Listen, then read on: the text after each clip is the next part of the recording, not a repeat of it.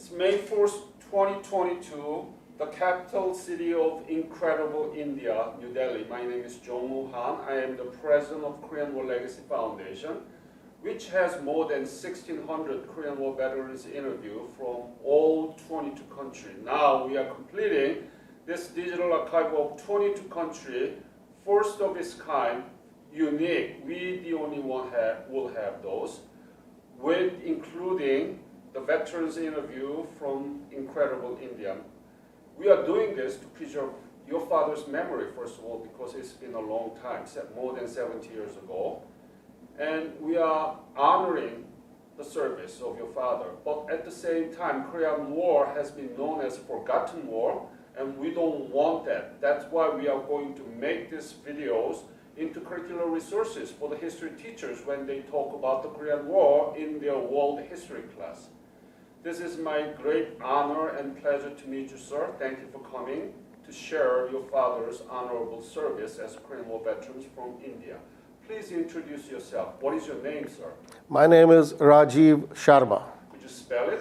R-A-J-E-E-V. That's Rajeev, and Sharma is S-H-A-R-M-A. You said R-A-J... W-E-V. Double... E. E-E-V. V. V for Victor. Victor. Yeah. So R-A-J-E-E-V.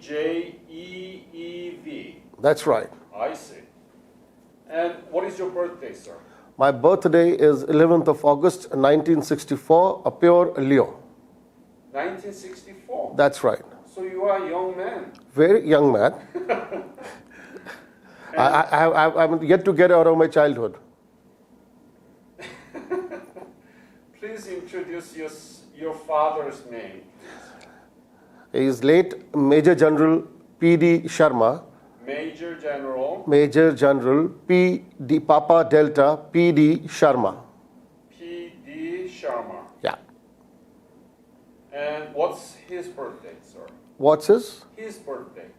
His birthday is, those days, mothers in India, unfortunately couldn't, keep up with the dates. So that day was one of the Indian festivals, and we all celebrate his birthday on that festival day every year. So it's a new date every year. So what is it? It's the Bhai Dooj, when the brothers are honored by the sisters.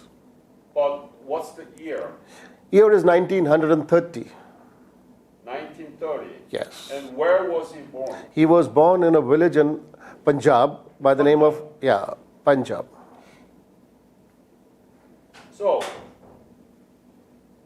I heard about your father's as one of the major contributor of the 60 parachute medical ambulance unit, right?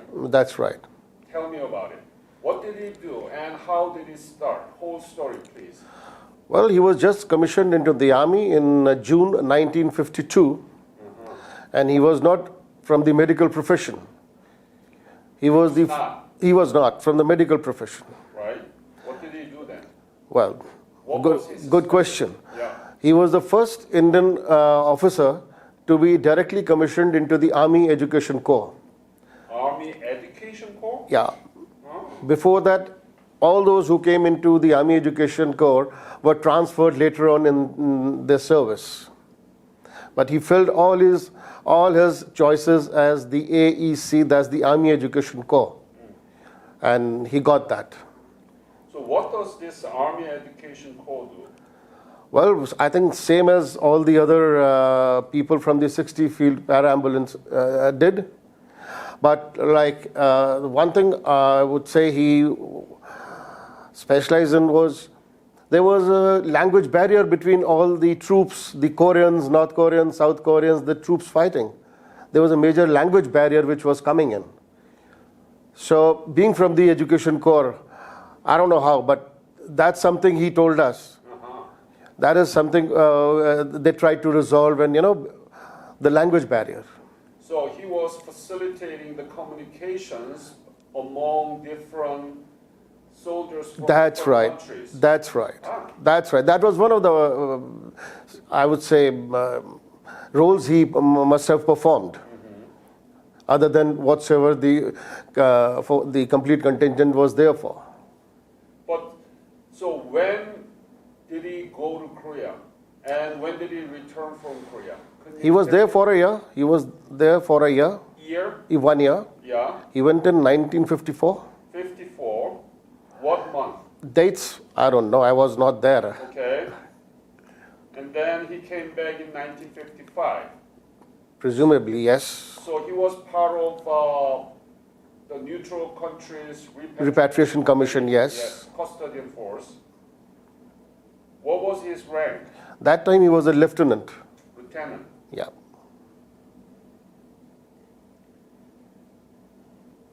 Any story that your father told you about his service as a part of this repatriation commission? Anything you remember or any story you want to Not share? really. By the time, we all realized about the Korean War and what the Korea made us realize, in fact. We didn't know. He had gone into, some hibernation. He had some medical problems on our visit to Korea also. So he couldn't express a lot. And before that, we really didn't know anything about the Korean War. Then how did Korean government help you to remind it? Well, I think what the Korean government has done, there are no two, you just can't express it. No other country, let me put it this way, the Indian government doesn't honor its Pakistan war veterans the way the Korean government has honored the veterans who have fought for them. So, how did Korean government serve? but whenever we have been there, the presentations we have seen, and the way Here they in India? no in India also But you've been to Korea then? twice. When? The first one was 2011. That was with my father as his escort. With your father? With my father, yeah. And then we went again in 2019, just before the epidemic broke in November 2019. With your father again? No. This time this was with my wife. Yeah. And so, when did your father pass away? 2012. Yeah, I'm sorry to hear that. And tell me about it. Your father was there from 54 to 55. Right. So he knew how Korea was at the time. And then he went back to Korea in 2011 with you. That's right. He must have so much memory being reminded by the new Korea. Tell me, what did he say about that? Well, not only him, I would put it across in my own words. The way Korea has come up as a country. India got independence in 1947, and Korea was just a couple of years later. And where Korea is now, and where India is now, it gives you the whole story. To host Olympics, in 1984, I think that's one of the most credible features which you can talk about Korea. India is still not in a position to even, bid for the Olympics. But India has so much potential. You are second largest market in the world, and you are rapidly developing, even though there are discrepancy between haves and have-not and other problems that other countries also have, Korea is suffering from the microdust from actually coming from China mostly. So we share the same problem. But why do you think that Korea was able to have such rapid economic development? Well, there's one word which might be answer everything: the attitude towards work. And the second part is the corruption which is there in India, from the lowest to the highest level. So the corruption is Corruption is certainly a major issue, and which on my visits to Korea, I could see the drive people have to work. Corruption is everywhere. There is no country But corruption, but Korea has done much so that they have improved a lot. Yes. Yes. What did you see when you went to Korea twice? So the infrastructure. Basically, my wife's 3 brothers are U.S. citizens. They have been asking me and my wife to, they would put in the papers, come to US, and we have always said no. Now, there's a vast difference between US and Korea. I think technologically, I could see the difference. Korea is a few more shades better than the US. Starting from the airport. I would start from the airport. Incheon Airport. In Incheon Airport. You see the difference. You get down at JFK, you get down at Incheon. How fast you get out from the airport at Incheon and how much time it takes there. It starts from there. That's a very good comparison. Korea was catching up and now still catching up with the far advanced countries of the technologies in the field, but Koreans are doing pretty good. Which US company do you have in India? The automobile sector, the electronics sector, it's all ruled by the Korean companies. So that is the legacy of your father as a Korean War veterans from India, but still we don't teach anything about Korean War That's the sad our part. curricular history. That's the sad part.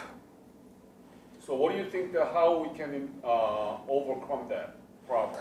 That should come into the curriculum in India. Why teach the European history, the American history? India has no role there. India had a role in the Korean War. Why not teach that? Yeah, why don't we teach about it? And the market of Asia is getting bigger and bigger. Yes. And if you combine the GDP of Japan, Korea, and China, it counts more than 1/3 of the whole global GDP. Mm-hmm. It's going to be the already biggest market in the world if they combine together, but unfortunately they fight against each other. It's a stupid and sad reality. So India is going to be the second largest market soon. I think it's second largest now. Yeah. India is big. Its potential is amazing. We need to work together to talk about how Korea and India was related to each other through the contribution made by your father and many others here. But we don't talk about it. That's the reality that I want to attack. I am angry about it. I am, really.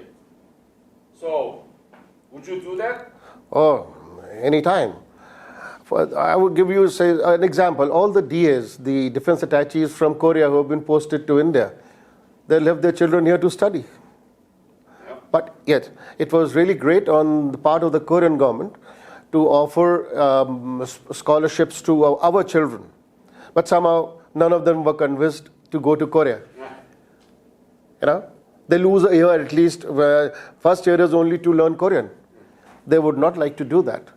But yes, you ask them to go to US, Canada, they are ready. Yeah.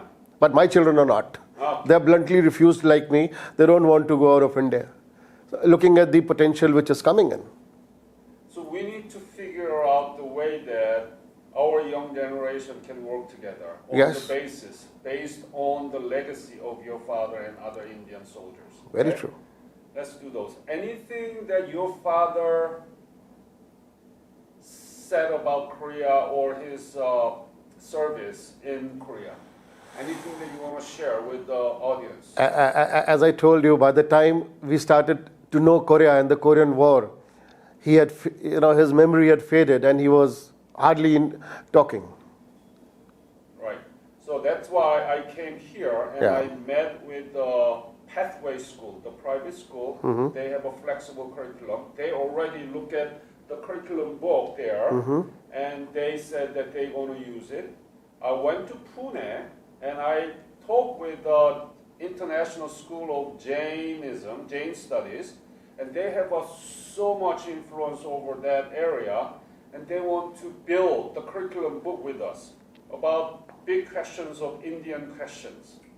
And that's what we are trying to do, okay? So I will update you about what we are doing, and we hope that we can host a conference here in India, whether it can be New Delhi or Pune or Mumbai or other big city, but we want to host the World Congress of History Teacher from 22 countries that participate in the Korean War so that we can keep talking about the legacy of your father, okay? Yeah, certainly, Yes. certainly.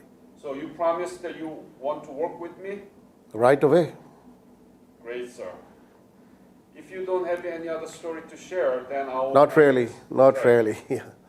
Mr. Sharma, thank you again Thank you. for telling me and us about your father's service as a Korean War veteran from 54 to 55 as a part of Army Education Corps member. Thank you again. Thank you very much.